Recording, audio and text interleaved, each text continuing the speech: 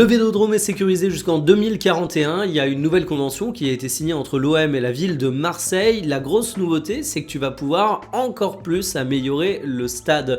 Tu as été autorisé à prévoir des travaux pour améliorer la sécurité, la capacité d'accueil, et en fait ça c'était crucial pour l'Olympique de Marseille. Même Pablo Longoria s'en est réjoui en disant que le stade avait finalement assez peu évolué au cours de la dernière décennie. Sauf que déjà que t'es pas propriétaire, si en plus t'es simplement exploitant du stade, il te faut un petit peu de visibilité avant d'investir des travaux là-dessus.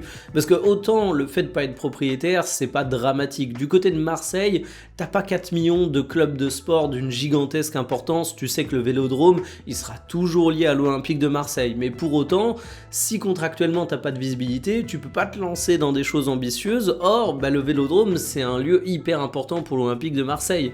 Question de rappeler un petit peu le potentiel de ce stade, parce qu'on a tendance à le banaliser en France alors que c'est une dinguerie. C'est la plus grosse influence de Ligue 1, avec cette saison une moyenne à quasiment 65 000 spectateurs. Non seulement tu as une grosse capacité, mais en plus tu as un gros taux de remplissage.